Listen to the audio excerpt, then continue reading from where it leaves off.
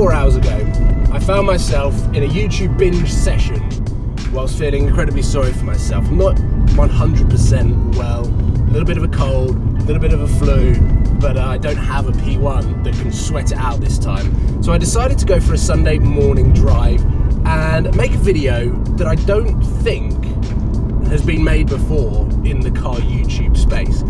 Within this YouTube binge session, I found myself watching the Shmee 150 video where I was driving the McLaren 720S and had a bit of a light bulb moment as I was talking about how the Audi R8 was my first real business tool with YouTube. Every now and again, I make a video talking about statistics or finances to do with a car that I've owned, usually like a running cost video or cost of a road trip.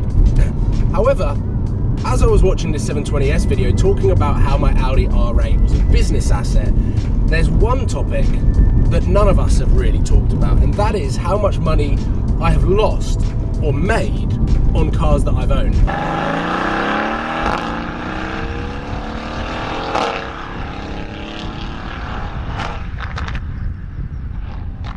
So let's crack on with my first supercar, which now probably would be classed as a sports car. 420 brake horsepower these days, you can probably find in a hot hatch. You can find in a hot hatch. And it was the Audi R8, a beautiful car, and to this day, still hasn't depreciated much lower than £40,000. When I bought mine, it was a 2008 57 plate, which is a very late 2007, early 2008 model. And I'm going to talk about purchase price and sale price.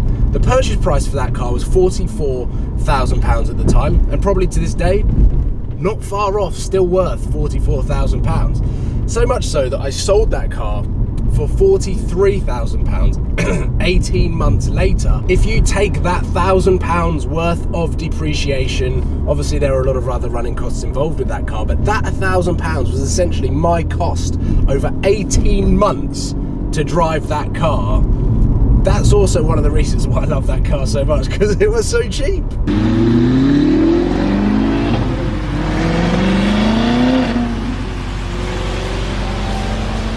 So then after the Audi R8 came the infamous Lamborghini Gallardo LP560 Bicolore edition.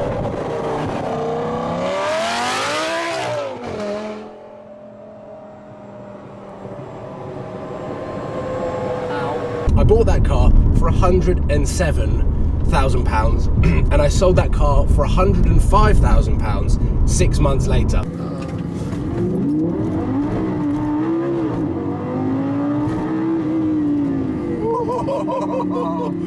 You could spend your entire life sideways in this car. I bought at the right time. I bought around September going into the winter and sold it just as we were going into spring. So I bought quite low and sold quite high. But I didn't lose that much money on that car. I lost a couple of grand, which again, in the 6 months, 2 grand for the opportunity to drive and own and enjoy and ruin everyone's eardrums.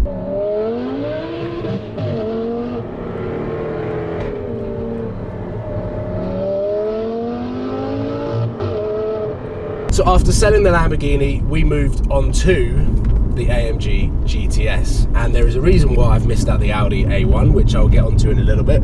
The AMG GTS, I got a fantastic deal on. I got one of the best deals I've ever got on a car on the AMG GTS. The previous owner had done 200 miles in that car. He was a massive 911 fan. He loved his Carrera 4S, 4 being the important word in that sentence.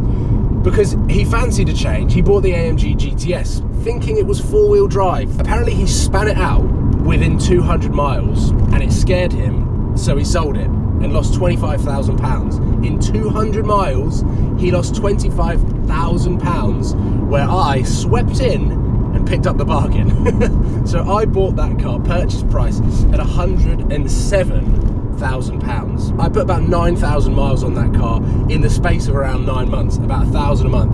I loved that car, I enjoyed it, I drove it pretty much everywhere, and I tuned it with Rentec 625 brake horsepower. It is still to this day the fastest car that I've ever owned, the AMG GTS with 625 brake horsepower. Nothing got close to it. And I sold that car for £107,000. So over the 3 cars, the R8, the Gallardo and the AMG GTS. I have only lost £3,000 from buying quite low and then selling quite high and being quite stubborn when it comes to selling. But then we go on to the Audi A1, £21,000, brand new, the perfect daily to sit alongside the Lamborghini.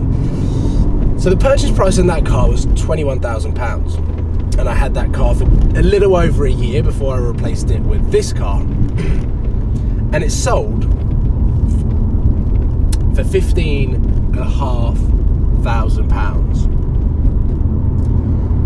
So you look at the three cars, the Audi R8, the Lamborghini Gallardo, the AMG GTS. If you accumulate the purchase price of all of those cars, it is well over £200,000. Let's say, for example, I can't work it out right now, 1151, 251, 258.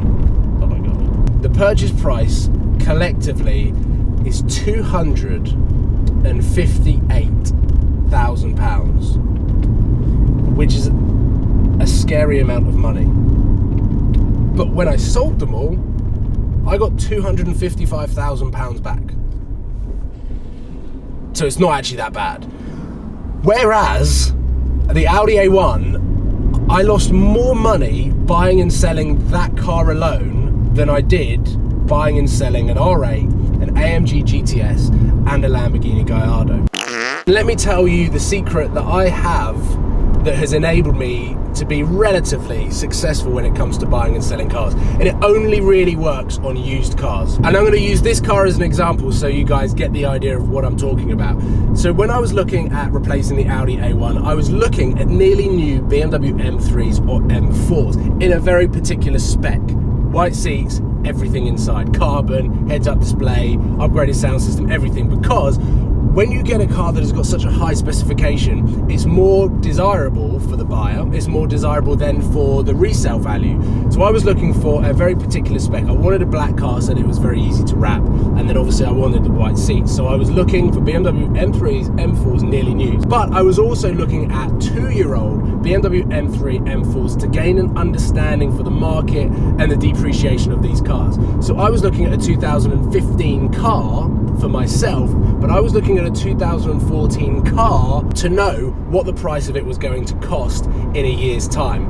Then I could do my bargaining, I could do my negotiation skills on the 2015 car to get the price as low as possible and as close to the 2014 car. So you're kind of looking a year on, you're looking at the mileage. I picked this car up with 7,000 miles. I was looking at 2014 cars that had done around 20 to 25,000 miles. So I knew in my head how much this car was going to cost in a year's time with similar sort of mileage. When it comes to used cars, that is the tactic that I use. That is how I've been able to not lose that much money when it comes to buying pretty silly and ridiculous cars. But then, in comparison, looking at the Audi A1 versus all 4 of the other cars that I've owned, and you get the idea that actually it's better to buy a car that's a year old or nearly new because the first owner has done all the depreciation for you. Perfect example, AMG GTS. But I hope you've enjoyed this video. I hope you found it informative. I hope you have found it quite interesting. Let me know in the comment box whether you want to see more of these type videos, whether that be car insurance, whether that be car finance, anything that you feel you want to know more on. Let me know in the comment box below. I thought it was a relatively interesting topic, talking about the Audi R8, how that was a business tool for me. And over the 3 to 4 years, I've owned some pretty ridiculous cars, and man, I miss every single one of them every single day.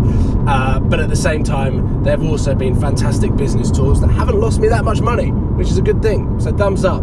Thank you for watching, guys, and I will see you very soon this week. But actually, some really cool shit. I'm not gonna lie. I'm tuning this car, I pick up my Lamborghini Huracan, and there are some mega trips coming up. October is going to kickstart winter 2017 on Supercars in London. I've planned over 25 videos. It's more like... Cảm ơn các bạn đã theo dõi. Các bạn hãy bấm like, comment và hãy bấm nút đăng ký để ủng hộ cho kênh mình nha.